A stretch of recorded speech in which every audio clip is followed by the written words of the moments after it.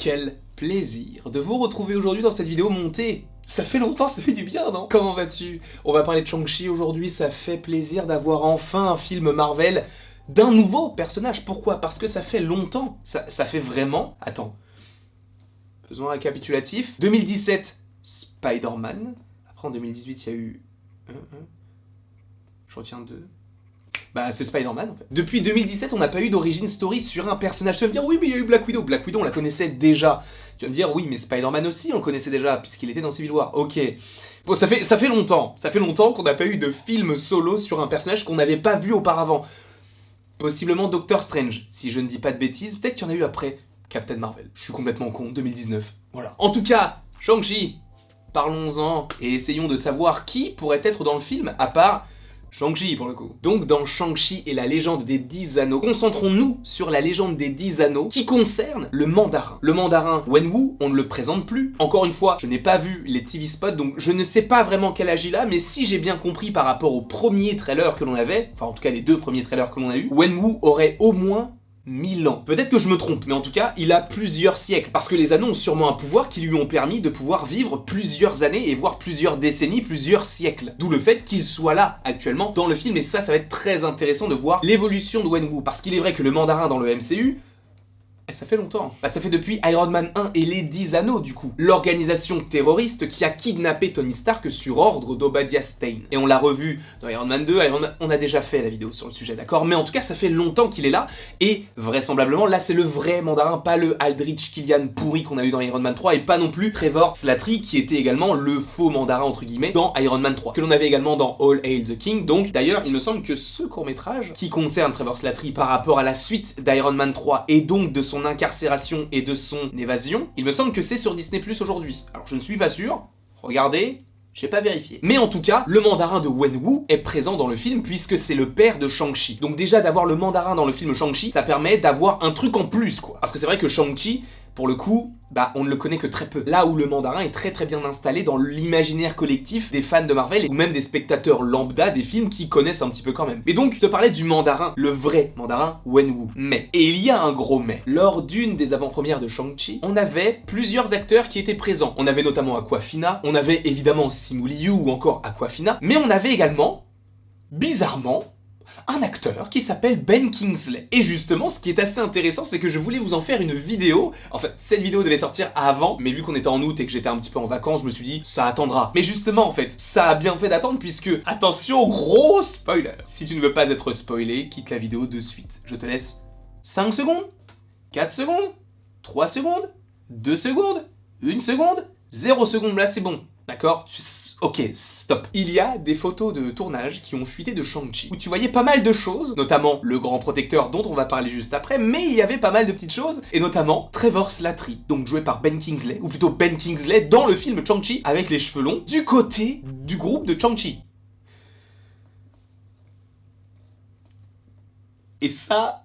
je me suis dit, mais c'est incroyable! Et 2-3 jours après, peut-être une semaine maximum, tu avais donc l'avant-première de Shang-Chi, et tu avais l'acteur Ben Kingsley qui était sur le tapis rouge. C'est étrange quand même, peut-être que c'est tout simplement une petite référence pour dire bon, on a pris le faux mandarin qu'on avait dans Iron Man 3 et on l'a mis sur le tapis rouge pour faire la petite référence parce que maintenant on a un vrai mandarin. Mais non, pour le coup, parce que il est véritablement dans le film via cette photo. Je ne vous la diffuserai pas.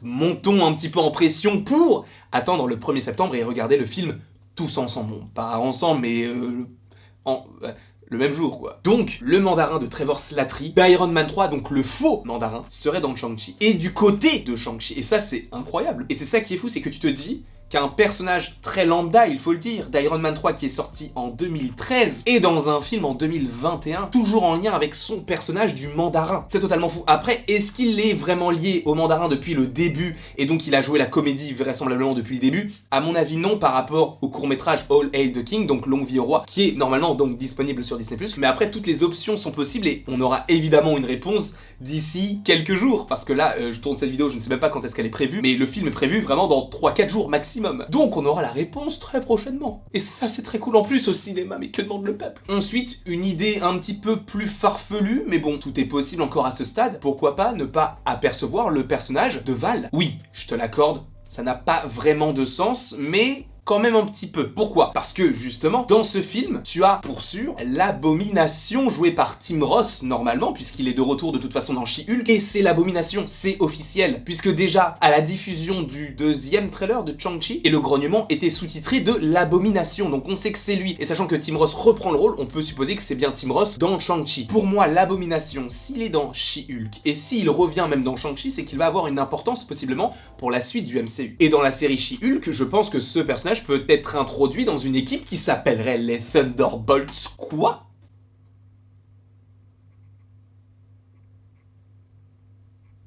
Je n'ai rien dit. Mais donc il peut être dans cette équipe-là, et pourquoi ne pas avoir une introduction de Val encore plus dans Shang-Chi, puis après dans She-Hulk, sachant que She-Hulk est une sorte de série comédie judiciaire qui sera liée donc à l'Abomination, à Hulk, à même She-Hulk évidemment, et donc possiblement à tout cet aspect de savoir si les créatures liées au rayon gamma, comme Hulk, comme l'Abomination, comme Red Hulk possiblement, peut-être que ce sera ça, peut-être que ça ne sera pas du tout ça, mais je me dis que ça peut être plausible. Donc pourquoi ne pas avoir Val qui elle tente de créer sa propre équipe, avec notamment US Agent, avec Yelena Belova, ça on sait de sûr, possiblement même Taskmaster que l'on reverra par la suite dans d'autres séries ou dans d'autres films. Pas mal de choses peuvent être évoquées par rapport à ce personnage de Val, donc pourquoi ne pas la voir dans ce film-là, sachant que l'on a l'Abomination qui est dans ce film-là également. Et par ailleurs, l'Abomination, passons à un autre personnage, il affronte qui? Il affronte Wong. Wong, mon gars, qu'est-ce qu'il fout là? J'en avais parlé il y a à peu près presque un an et demi. Oui, on est des pionniers. Peut-être pas. Non, pas du tout. C'est juste qu'il me semble qu'en été 2020, t'avais un fan qui était sur le plateau de tournage et qui a vu, en fait,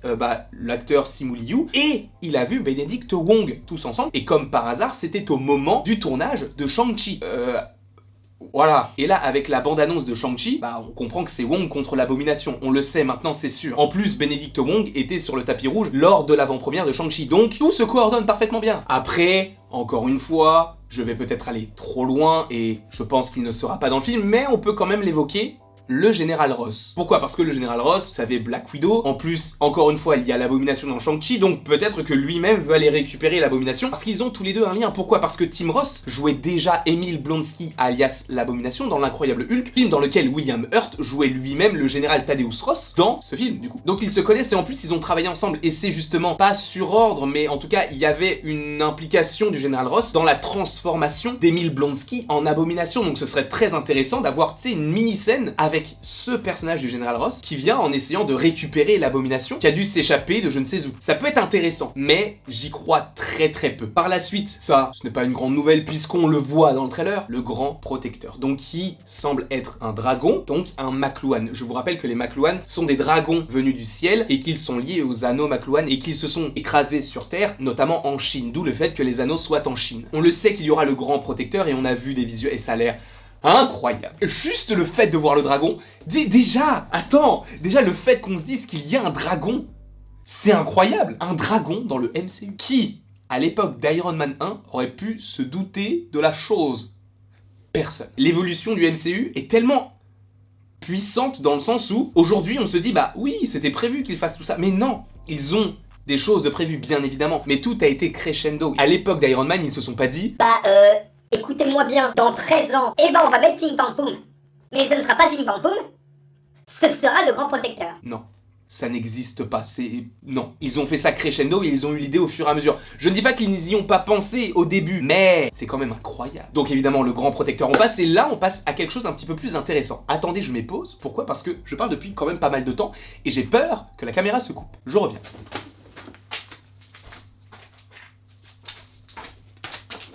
C'est bon, elle ne s'est pas coupée. Là, je vais te parler non pas d'un personnage, mais deux personnages. Enfin, pas deux en deux, c'est de plein de personnages. Les Skrulls. Les Skrulls, tu vas me dire, pourquoi? Oui, même moi, je me dis pourquoi, mais on en voit partout. Avec l'idée que tu as une série en 2022 qui s'appellerait Secret Invasion, avec Talos qui, dans la scène post-générique de Far From Home, prend la place de Nick Fury depuis le début du film, mais on comprend à la fin, t'as ça en plus. Avec Captain Marvel, où tu as l'introduction des Skrulls. En plus de ça, dans WandaVision, tu as un Skrull. À un moment donné, on peut se dire, même si c'est pas évident, mais on peut se dire que peut-être qu'un des personnages, peut-être un Skrull, ou qu'on verra un Skrull de loin, peut-être, je n'en suis pas sûr, c'est juste que, pour l'introduction des persos, ça peut être hyper intéressant. Parce que là, on se dit, là, c'est vraiment la Secret Invasion, mais depuis Far From Home. Dans le sens où on t'en glisse de temps en temps. C'est pas forcément des personnages ultra intéressants, notamment dans Loki, où c'est juste un Skrull de dos qui a un jogging Adidas. Ça s'arrête là. Mais c'est quand même un Skrull. En tout cas, voilà, on reprend le rythme habituel. En août, c'était... Même si on a quand même sorti pas mal de vidéos. Mais en septembre... Là, je n'ai même pas fait le planning pour tous les jours. Et je crois que j'en suis à 50 vidéos de prévues. Sachant qu'on va reprendre Twitch. Voilà, en tout cas, n'hésite pas, si tu as apprécié la vidéo, à l'aimer, à la partager, à la commenter et à t'abonner. Cela me ferait bien évidemment extrêmement plaisir. Et après toute cette longue vidéo, il ne me reste plus qu'à te dire à la prochaine pour la prochaine.